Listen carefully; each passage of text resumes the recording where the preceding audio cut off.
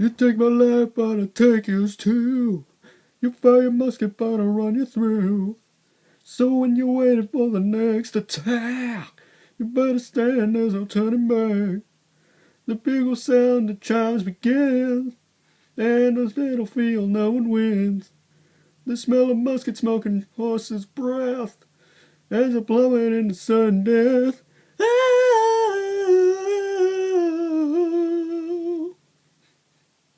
oh, shit, the camera's on. Okay, hey guys, Silverlord here back again with another review and a horrible vocal cover of Iron Maiden Trooper. This is from NECA. This is a retro cloth figure. Now, I've never bought one of the NECA retro cloths. I do have, I don't think I ever reviewed it.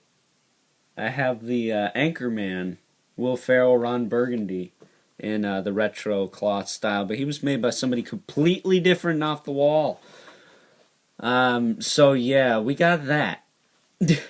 Other than that, I got Paul Stanley from T-Biz recently, which was made by somebody else as well. So I don't have a lot of Mego-style figures, to say the least.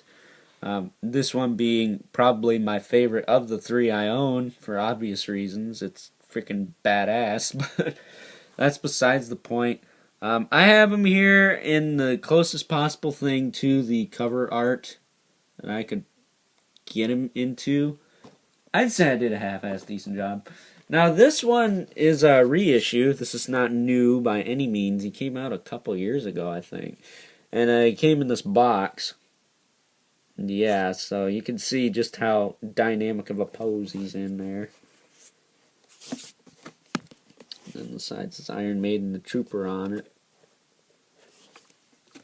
And I believe the other side is the same. But yeah, it's pretty cool. I guess kind of like a Mego box, but not really. And on the back, there's a picture of him. Because at first I was like, how do you get that sword in? We'll talk about that. And there's a read up.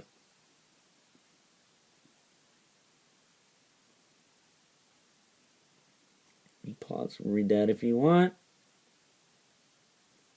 Eddie, Iron Maiden's mascot. I just thought you just plastered that name all over the place. Then it was $30, which is what these run. So, not cheap shit, I must say. Not cheap at all. So, with that being said, let's get him in here. This dude is cool. We're going to take this flag out. We'll look at his weapons first, or his accessories. Whoa! Easy there, Jethro. It's not a metal band, but still. Here's a flag. I kind of wish it was cloth, just because it would feel more like a Mego if they did that. And it would probably hang a little bit more naturally. But, you know, it's sculpted nice. Looks cool. Stick's kind of bent, but I have him holding it all the way up here, so it doesn't really matter. What is he holding out in the box? Yeah, pretty much right up to the flag, so I'd say I was pretty accurate. It's got this little spear thing on the top so you can stick you. Yeah, I wouldn't go storing this without like wrapping it in something. Just something. And then his sword here. Can unpeg it. This little piece Stump peg it slowly, you should be alright, but I swear, T-Biz told me that you could pop that off, because he also has this figure. Only difference is his head came off, because he did a suicide dive from the top shelf. Yeah, he has this figure. He reviewed it, too. Shameless plug there, but there's a sword. It's got some nice... Looks like he chopped somebody up with it. It's blood, I assume. I will say, I think McFarlane has the edge on NECA when it comes to blood paint. Just a thought. Now Eddie himself. And now this pose makes no sense, so we're just going to straighten him out. He's got a decent amount of articulation, I must say. Probably a little bit more than Amigo. Because I don't think they had bicep swivels and ball-jointed wrists, but that's just me. So his head, it looks freaking badass. I love that. It does rotate.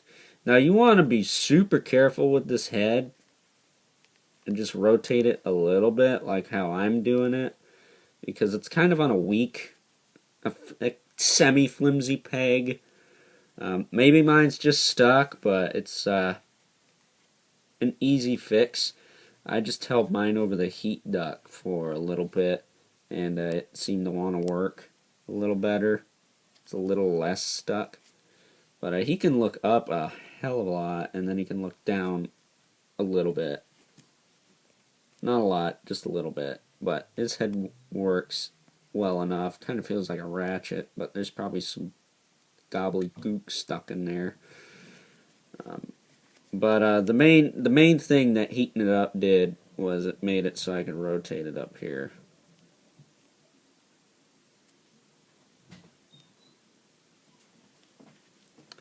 Which is what I wanted to do. So I could get him in that looking like the album cover pose. Because that's basically the angle you have to have it at. That's the best I could do, people. I don't have a lot to work with. If I wanted an Eddie the Trooper that looked exactly like the album cover, I would buy the McFarlane one, but that one's a turd and doesn't move. I like one that also poses. I'm picky. I'm a picky eater, to say the least. His arms will move out. This one moves out a lot better because it's got the shorter sleeve. This one is a little, well, that moves out about the same. I'm a big fat liar. But this arm's a little bit easier to move, so we'll use this for the review. He's got a bicep swivel. He's got a single joint at the elbow, swivel at the wrist, but it also has a little bit of wiggle to it, so it's probably a ball joint. It's got a waist swivel. His hips, you can do the splitsies. This side not so much because you got the sword sheath. You can get it up about that far. And the sword is connected to the belt here, which is connected to his backpack. So this is all like one gigunda piece. At least it should be. Yeah, it's connected under there. You see it. But the sword is a separate piece. It's just glued in, or the sheath, and you can actually take the sword and get it in there. I didn't do it behind camera just because I want to get it actually in the sheath. Because it can be easier said than done. It's not exactly the easiest thing to get in there.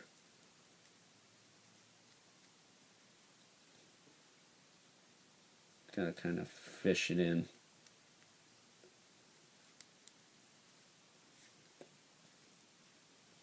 So there you go. It's in there. It might be a little bent, but what can you do? And then it kind of pushes this arm out. So it's not exactly the most well-placed thing, even if that is where it's supposed to be. But, you know, it works. He also has a thigh cut, single joint at the knee, and a hinge at the foot. And it goes back about that much, forward about that much. So Get a decent range out of him. We'll give him his little flag back.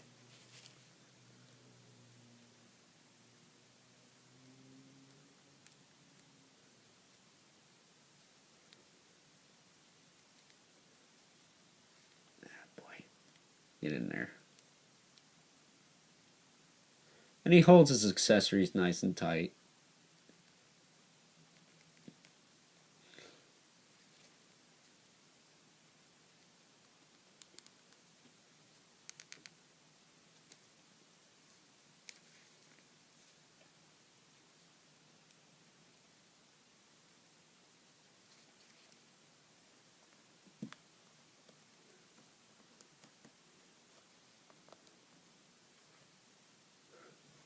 And you can't see him, of course.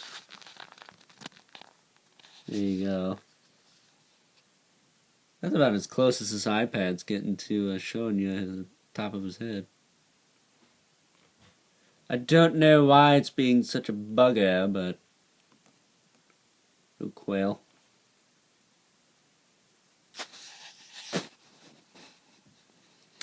There he is. He's about 8 inches tall. The same height as a Ego figure. We're going to bend his legs.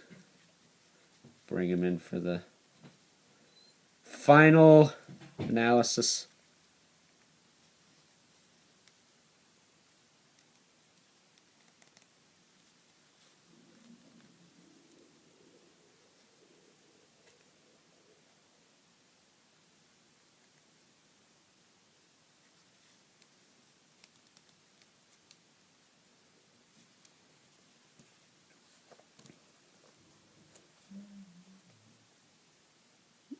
Guess I can't even do that. So, final analysis. This thing is too tall for my damn camera. There we go. And I highly recommend this dude. He's really cool looking. And the quality's not too shabby. I was a little weary with this thing, but woo. Aside from that.